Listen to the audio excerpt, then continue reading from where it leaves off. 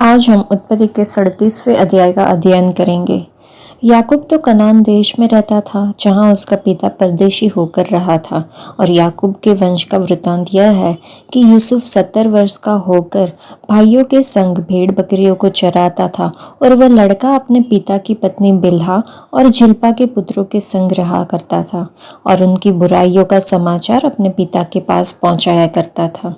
और इस्राएल अपने सब पुत्रों से बढ़ के यूसुफ से प्रीति रखता था, क्योंकि वह उसके बुढ़ापे का पुत्र था, और उसने उसके लिए रंग बिरंगा अंगरखा बनवाया। सो जब उसके भाइयों ने देखा कि हमारा पिता हम सब भाइयों से अधिक उसी से प्रीति रखता है, तब वे उससे बैर करने लगे और उसके साथ ठीक तौर से बात भी नहीं करते थे। और यूसुफ ने एक स्वप्न देखा और अपने भाइयों से उसका वर्णन किया। तब वे उससे और भी द्वेष करने लगे। और उसने उनसे कहा, जो स्वप्न मैंने देखा है सो सुनो। हम लोग खेत में पुले बांध रहे हैं, और क्या देखता हूँ कि मेरा पुला उठकर सीधा खड़ा हो गया। तब तुम्हारे पुलों ने मेरे पुलों को चारों तरफ से घेर लिया और उसे दंडवत किया। तब उसके भाइयों ने उससे कहा, क्या सचमुच तू हमारे ऊपर राज्य करेगा? वह सचमुच तो हम पर प्रभुता करेगा। सो वे उसके स्वप्नों और उसकी बातों के कारण उससे और भी अधिक बैर करने लगे। फिर उसने एक और स्वप्न देखा और अपने भाइयों से उसका भी यूं वर्णन किया कि सुनो, मैंने एक और स्वप्न देखा है कि सूर्य और चंद्रमा और 11 तारे मुझे दंडवत कर रहे हैं। यह स्वप्न उसने अपने पिता और अपने भाइयों से वर्णन किया। तब उसके पिता ने उसको दपट के कहा, यह कैसा स्वप्न है जो तूने देखा है? क्या सचमुच मैं और तेरी माता और तेरे भाई सब जाकर तेरे आगे भूमि पर गिर के दंडवत करेंगे? उसके भाई तो उसके डाह करते थे, पर उसके पिता ने उसके उस वचन को स्मरण रखा। और उसके भाई अपने पिता की भेड़ बकरियों को चराने के लिए शकेम को गए। तब इस्राएल ने यूसुफ से कहा, तेरे भाई तो शकेम ही में भेड़ बकरी चरा रहे होंगे, सो जा, मैं तुझे उनके पास भेजता हूँ।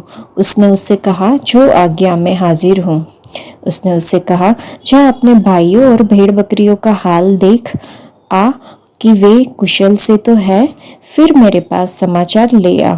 सो उसने उसको हेब्रोन की तराई में विदा कर दिया, और वह शकेम में आया। और किसी मनुष्य ने उसको मैदान में इधर उधर भटकते हुए पाकर उससे पूछा, तू क्या ढूंढता है? उसने कहा, मैं तो अपने भाइयों को ढूंढता हूँ। कृपा कर मुझे बता कि वे भेड़ बकरियों को कहाँ चरा रहे हैं। उस मनुष्य ने कहा, वे तो यहाँ से चले गए हैं, और मैंने उनको यह कहते सुना कि आओ हम दोतान को चले। सो यूसुफ अपने भाइयों के पास चला और उन्हें दोतान में पाया। और जो ही उन्होंने उसे दूर से आते देखा, तो उसके निकट आने के पहले ही उसे मार डालने की युक्ति की। और वे आपस में कहने लगे, देखो, वह स्वप्न देखने हारा आ रहा है। सो आओ हम उसको घात करके किसी गड्ढे में डाल दे, और यह कह देंगे कि कोई दुष्ट पशु उसको खा गया। फिर हम देखेंगे कि उसके स्वप्नों का क्या फल होगा। यह सुन के रूबेन ने उसको उनके हाथ से बचाने की मनसा से कहा, हम उसको प्राण से तो न मारे। फिर रूबेन ने उनसे कहा, लोहू मत बहाओ, उसको जंगल के इस गड्ढे में डाल दो और उस पर हाथ मत उठाओ। वह उसको उनके हाथ से छुड़ाकर पिता के पास फिर पहुंचाना चाहता था। सो ऐसा हुआ कि जब यूसुफ अपने भाइयों के पास पहुंचा, तब उन्होंने उसका रंग बिरंगा अंगरखा जिससे वह पहने हुए था उतार लिया, और यूसुफ को उठाकर गड्ढे में डाल दिया। वह गड्ढा तो सूखा था और उसमें कुछ जल न था। तब वे रोटी खाने को बैठ गए, और आंखें उठाकर क्या देखा कि इश्माएलियों का एक दल ऊँटों पर सुगंध द्रव्य, बलसान और गंधरस लादे हुए गिलाद से मिस्र को चला जा रहा है। तब यहूदा ने अपने भाइयों से कहा, अपने भाई को घात करने और उसका खून छिपाने से क्या लाभ होगा? आओ हम उसे इश्माएलियों के हाथ बेच डालें और अपना हाथ उस पर ना उठाए, क्योंकि वह हमारा भाई और हमारी हड्डी और मांस है। सो उसके भाइयों ने उसकी बात मान ली।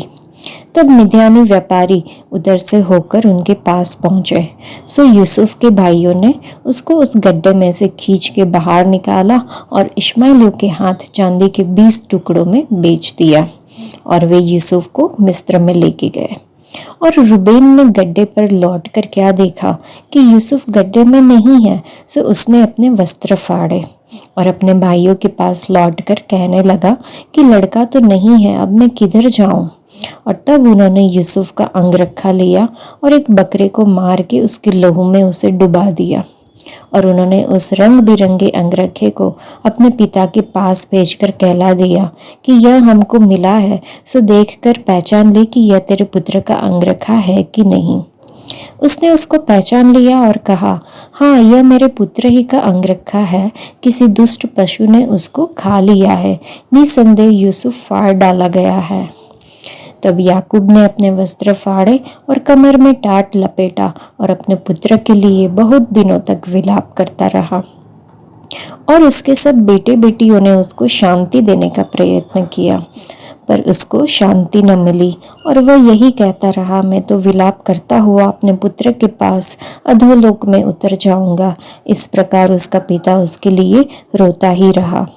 और मिद्यानियों ने यूसुफ को मिस्र में ले जाकर पोतीफर नाम फिरौन के एक हाकिम और जल्लादों के प्रधान के हाथ में बेच डाला।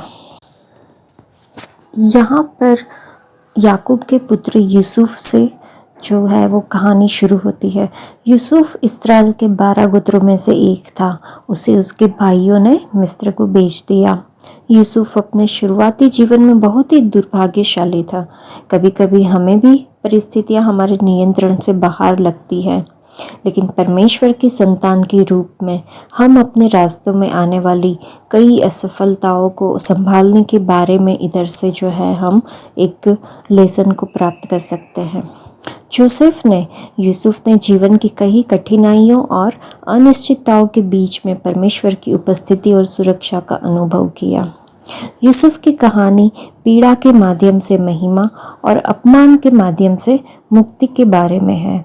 यूसुफ के जो पिता थे वो यूसुफ को अपने सभी पुत्रों से अधिक प्यार करते थे। परमेश्वर ऐसे तरीकों से कार्य करते हैं जिन्हें हम देख नहीं सकते। कुछ भी गलत नहीं करने के बावजूद भी यूसुफ के साथ दुर्व्यवहार किया गया। क्या आपके साथ कभी दुर्व्यवहार हुआ है, या आपके समाज ने या किसी ने कभी बिना किसी कारण आपका मजाक उड़ाया है? तो यहाँ पे यूसुफ के जीवन से हमें जो सीखने को मिला कि ईर्ष्या जो है वो पारिवारिक रिश्ते को खराब कर देती है। यूसुफ के भाई यूसुफ से ईर्ष्या करते थे।